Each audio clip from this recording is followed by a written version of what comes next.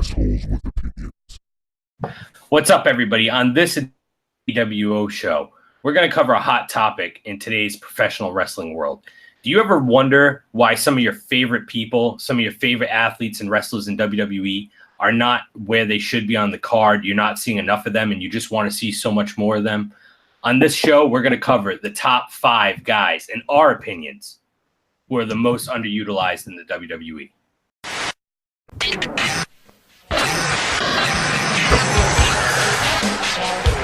EWO show, baby, for life. For life. For life. For life, baby.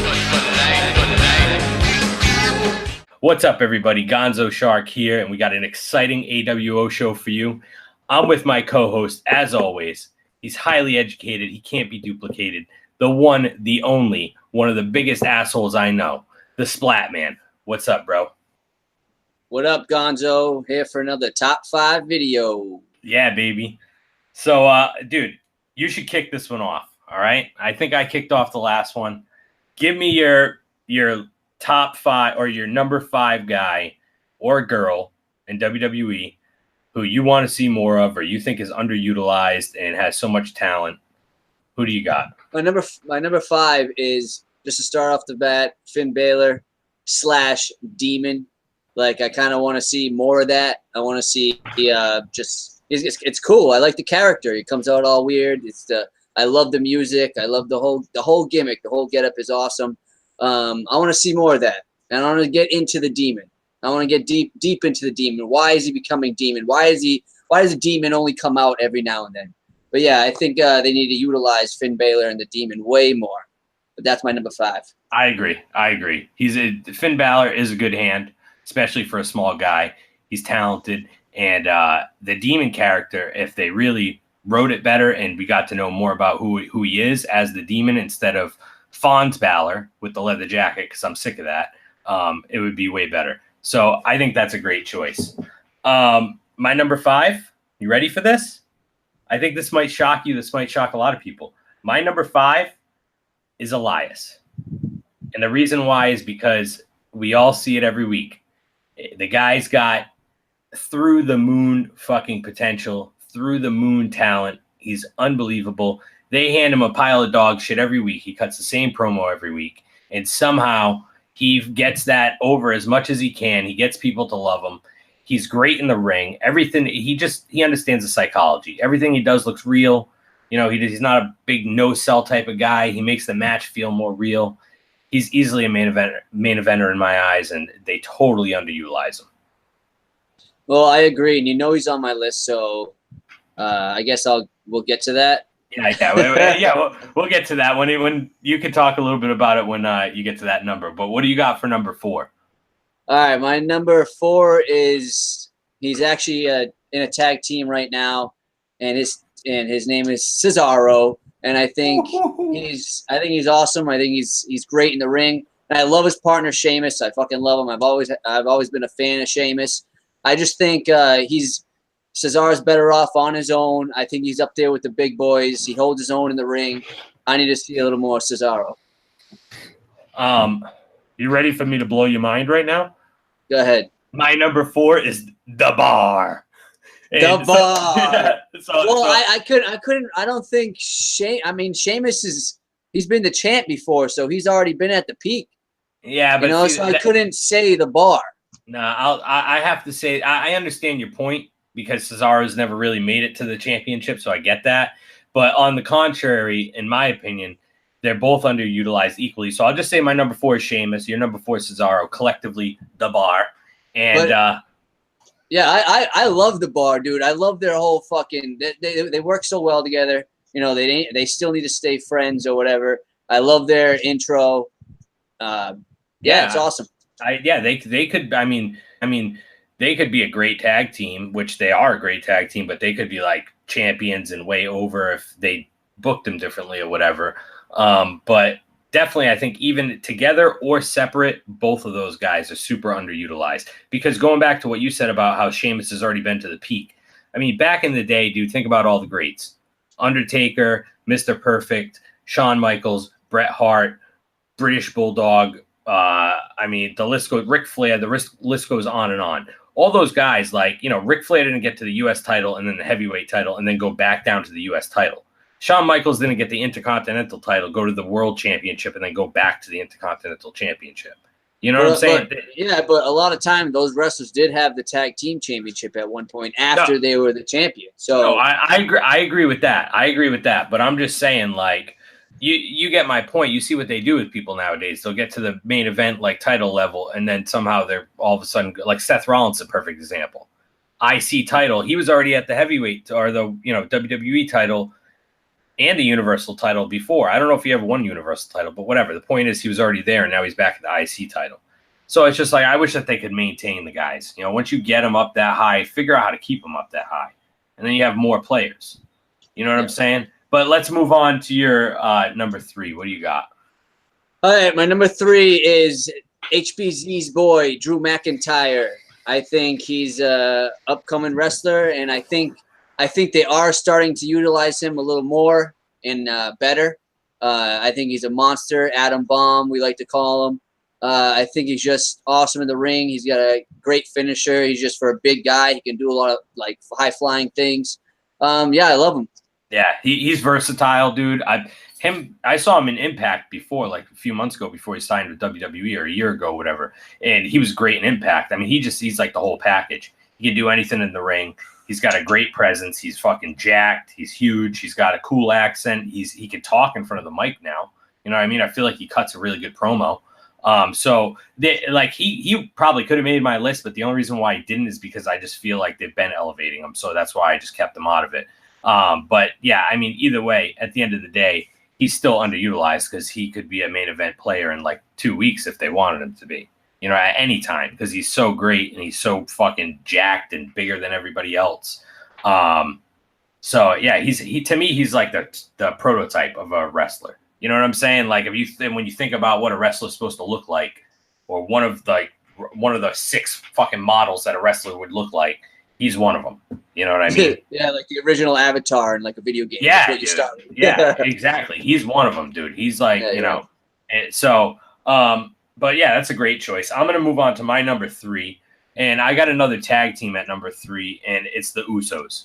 I think the Usos are awesome. I think they're one of the best tag teams that they have.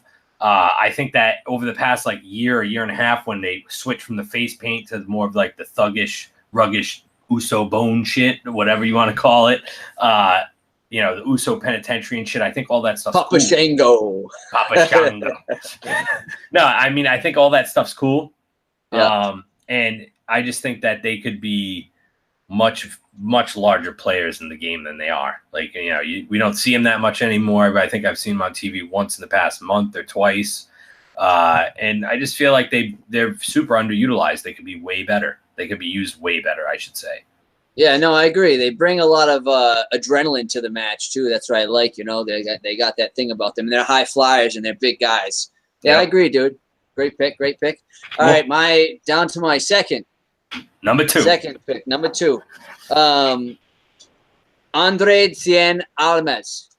Wow. That's my number 2 because I think he's a upcoming wrestler. I think he's great in the ring. I think that I think they will start to utilize him better, a little more. He just lost to Daniel Bryan last SmackDown. But yeah, dude, I think he's awesome. And I think he has so much potential as a new wrestler in the WWE. I totally agree with you on that. I've been saying that ever since I saw him. You know, like his last couple matches in NXT I got to see, and because I never watched NXT really, so I managed to see those matches, and then I saw him when he came out of the main roster, and there's just something about him that I like, where I feel like he has more of an old school kind of feel. You know, he has like the female manager; she does a lot of talking for him. You know, and he just has the look of somebody that could be a serious, you know, entity in WWE. You know what I mean? Like he's I don't know, what is he, Puerto Rican? I'm not sure what he's supposed to be. Something Puerto like Rican? that. Dominican, Puerto Rican. Yeah. So it's like he's a foreign guy. He looks different than a lot of the people. He acts different than a lot of the people. He has different culture than a lot of other people in WWE right now. And just the package of him, the way he's packaged, is good. But I mean, I feel like they're obviously off to a bad start with him, because I feel like they're turning him into a jobber. You know what I mean? Like, I mean, they didn't make him look good on SmackDown when he lost, or at the end when they just like held those moves on him and the other girl, whatever his manager's name is, Selena Vega or whatever. They just held him in the ring for like a minute with the yes lock and whatever Brie Bella was doing. So that made him look great. Yeah, but I kind of thought it was good that way because he's not up there yet, and Daniel Bryan's been there, and he's like got so much aggression to take out. So it kind of worked in the story. I think I like that about it. I think he had to lose that match. I'm not going to take anything from him though. So no, definitely not. He's good though. I like him. I'd love to see him get elevated to IC title status sooner than later. Yeah. All right, my number 2 is somebody that's a part of a tag team or a faction, because somehow there's still some of those left, I guess. My number 2 is Big E, because I feel like New Day thing has run its course. I'm sick of it. I think it's stupid now. And Big E, first of all, just look at the guy. I mean, you go anywhere and you see that guy, you ain't fucking with him. I would not be fucking with that guy. I don't care if I saw him at a bar or at fucking Disneyland. I'm not fucking messing with that guy. He's a big boy. He's a big boy, and he has that intensity about him. I feel like, you know what I'm saying? Like he just brings a certain intensity to it. Where if he was a heel, or if he was like they put him in a situation where they had a monster heel and he was the baby face that was somehow going to get revenge or his redemption against the heel. Anyway, somehow if they let him utilize his passion and be more open on the mic and stuff like that, and they broke him away from the New Day, either way, I think it would work. I think that he could be a major player. He's good in the ring too. You know what I mean? He's another guy for his size. He's very agile, very diverse. Yeah, no, I agree. Honestly, that was unexpected. I didn't even think of Big E, but yeah, to utilize him in like singles matches more and kind of leave the New Day would be fresh and something new. And I think he does have the potential to be on his own. Yeah. He's real fucking short, but he's huge. He seems short. Yeah, I don't know how tall he is, but he does a little bit shorter than the average guy. But I mean, he's just his size, dude. It's like he's like a fucking bulldozer. Yeah, no, there's a surprise pick. I didn't know he was going to be your number 2. Good. Bro, I have a feeling that we're going to have the same number 1. No, you should already know my number 1. And it's shocking. It's shocking that it's your number 5. Oh, shit. That's your number 1, bro? Yeah. I forgot that you said that already. Oh, shit, dude. Yeah, that's your number 1. So my number 1 is Elias. Gonzo's number 5. I think he's one of the best in wrestling right now, like the full package. I agree. So I just think they need to push him. I agree. They need to push him, and I have a feeling they are, especially with this whole Alexa Bliss thing. I hope they keep rolling with that.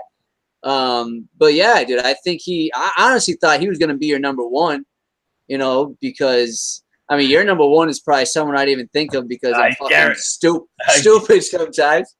I guarantee you didn't think of him because when I say it, you're going to be like, oh my God.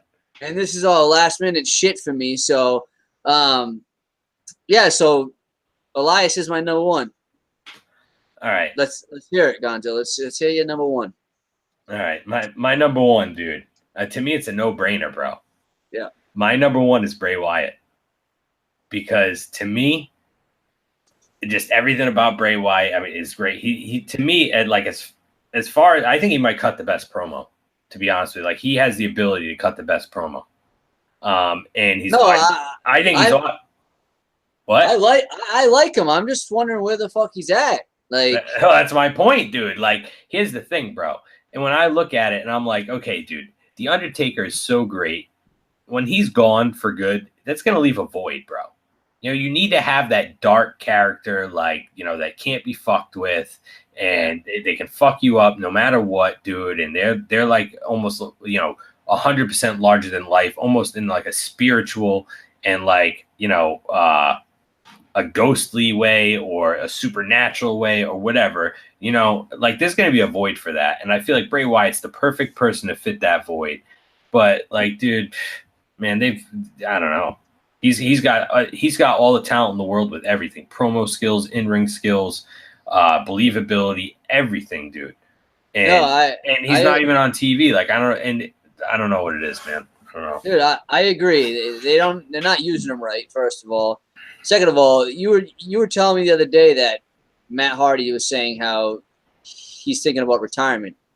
No, I heard that. I don't know if it's true. Well, we don't know if it's true, but I feel like if that is true, let's just say that's true for now. Hypothetically, Matt Hardy could be a cool manager for Bray Wyatt type deal, you know, getting the whole gimmick and shit. But I don't think he needs it. No, he definitely doesn't need it. But I feel like they do work. They do work well together, them two. They do mold well together. I think both characters kind of mold well together. But I totally agree with you. I honestly didn't think of Bray Wyatt. He's another one where, like, I guess I didn't think of him because where the fuck is he? I mean, he hasn't even had a pay-per-view match, I think, in the last, like, 3 or 4 pay-per-views, no? Am I wrong? He hasn't not since they lost the belts, which was a few pay-per-views ago. Yeah, and at one point they're fucking. You think they're gonna like drag the B team along with them, and they're like I don't know, man. I don't know where they went with that. They just lost it and gone. Yeah, now what's good? They spent all that time trying to build up the B team. Now what's going to happen with them? They just dropped the belts. Now they're going to be fucking dog meat again. Exactly. I don't know. That's fucking twisted in some shit. I don't know what they're thinking with that, but yeah, makes you wonder, like, where the fuck is Bray Wyatt and Matt Hardy? Like, they just disappeared. I mean, I actually missed the last hour of SmackDown this week. They didn't show up, right? No. Yeah. So or Raw. They didn't show up on Raw. No. So yeah, I don't know. Yeah, neither do I. Good pick though, because like I said, I didn't think of him. Yeah, I mean, and the thing is too is obviously I think there's even other people that we could come up with, a ton of other people that we could come up with. But to me, these, like, the people I picked, and I think I can speak for you and say that the people that you picked, they're all people that we think are, like, you know, the upper echelon of talent and really could, you know, make a name for themselves and get over and be, you know, great stars like some of the people we used to see, you know, like a John Cena, who's still around, thankfully, or Randy Orton, who's still around, but even the stars of the past. But yeah, I mean, I want to know what you guys think.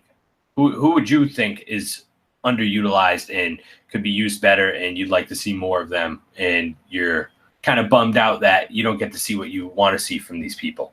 I'd like to know who you guys got. Yeah, because the WWE needs a little help. Maybe they'll watch this video and read the comments and see what fucking the fans really want, you know? Fucking Elias, number 5? Come on, Gonzo. Number 5. I thought he was going to be a number 1. Nah, bro. At least he's on TV every week. Fucking no, you're right. Bray Wyatt ain't even on TV every week. No, you're totally right. I didn't have enough time to think about this. It doesn't matter, though. Everybody you picked was good, too, you know? No, hell yeah. I was off the top of the dome, kid. So, yeah. Yeah, anyways, everybody, thanks for watching. This has been another show with us, a bunch of assholes. Fucking like, subscribe, comment, let us know what you think. I got to get out of here. Thanks for watching. SplatMan is out. Peace. Yeah, boy. Thanks for watching, guys. Make sure you hit that red bell. Gonzo Shark checking out. Peace.